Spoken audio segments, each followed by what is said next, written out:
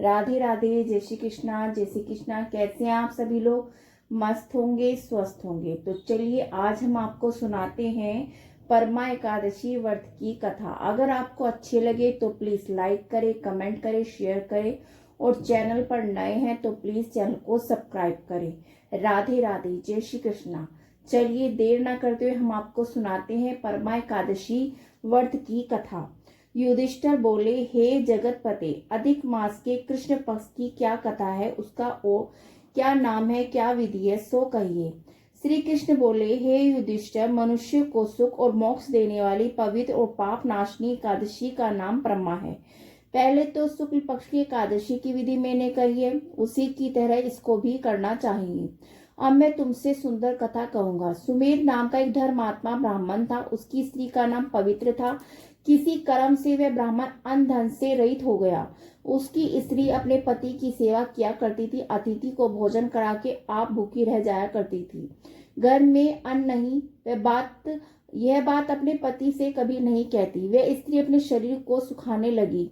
ये देखकर ब्राह्मण स्त्री से बोला, हे कांते, मुझे धन नहीं मिलता, मैं क्या करूं, कहाँ जाऊं, सो मुझे बताओ। मुझे धन की प्राप्ति के लिए परदेश जाने की आज्ञा दो। वहां जाकर मेरे भाग्य में जो होगा सो मिलेगा। पति का वचन सुनकर वे चतुर स्त्री आंखों में आंसू भर के हाथ जोड़कर सिर झुकाकर पति से बोली कि हित चाहने वाले मनुष्य आपत्ति पड़ने पर भी यही कहते हैं कि पृथ्वी पर जहाँ कहीं कुछ मिलता है वह पूर्व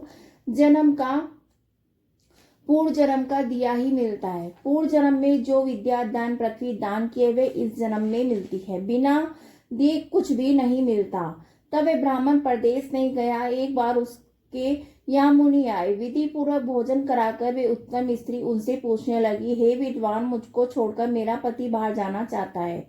हे मुनि, मेरे भाग्य से आप यहीं आ गए। आपकी कृपा से नीचे मेरा दरिद्र शीघ्र ही दूर हो जाएगी। हे कृपा सिंधु, मेरा दरिद्र दूर करने के लिए व्रत, तीर्थ, तप आदि कहिए। मुनीश्वर ने उस सुशीला का वचन सुना तो सब पाप, दुख और दरिद्रता को दूर करने वाले उत्तम व्रत को मन में सोचकर उससे बोले कि अधिक मास के कृष्ण पक्ष में भक्ति, मुक्ति और पुण्य को देने वाली सबसे उत्तम परमा नाम की भगवान की एकादशी है। उसका व्रत करने से मनुष्य धन धान्य से युक्त होता है। इसमें विधि पूर्वक नित्य गीत और जागरण करना चाहिए। इस सुंदर व्रत को पहले कुबेर ने किया था, तब शिवजी ने प्रसन्न होकर कोष अध्यक्ष बना दिया। राजा हरिश्चंद्र ने इस व्रत को किया। इससे स्त्री और निष्कंठ राज्य मिल गया।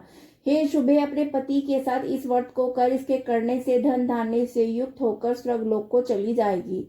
ऋषि के इस तरह कहने पर अधिक मास में पति के साथ स्नान करके ऋषि कही हुई विधि के अनुसार इस व्रत को किया। परमा एकादशी और पंचरात्रि को व्रत पूरा होने पर पति सहित उस स्त्री ने राजभवन से आते हुए राजकुमार को देखा। ब्राह्मण जी की आज्ञा से सुंदर वस्तु से पूर्ण नवीन भवन देखकर उस राजकुमार ने स्वयं उस स्त्री तथा पुरुष को वह निवास कराया। सुमेधा ब्राह्मण को जीविका के लिए गाय देकर उसके तप से प्रसन्न होकर उसकी प्रशंसा करके राजा अपने घर चला गया। अधिक मास के कृष्ण पक्ष की परमा एकादशी का व्रत करने और आदक पूर्वक पंचरात्रि का व्रत करने से सब पापों से छूटकर सुख और आनंद भोग कर अंत में स्त्री को संग लेकर वह ब्राह्मण विष्णु लोक में चला गया। जैसे मनुष्य में ब्राह्मण, चौपाइयों में गौ और देवताओं में इंद्र श्रेष्ठ है, इसी तरह सब महीनों में मलमास उत्तम है।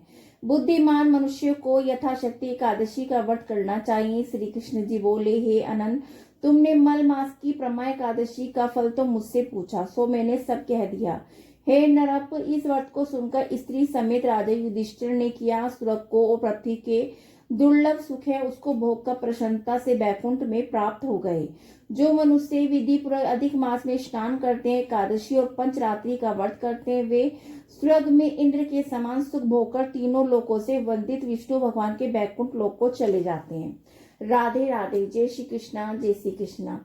श्री कृष्ण गोविंद हरि मुरारी, हे नाथे नारायण वासुदेवा। श्री कृष्ण गोविंद हरि मुरारी, हे नाथे नारायण वासुदेवा। बोलो कृष्ण भगवान की जय, राधा रानी की जय, बरसाने वाली की जय, मोर मुकुट बंसी वाले की जय। राधे राधे राधे।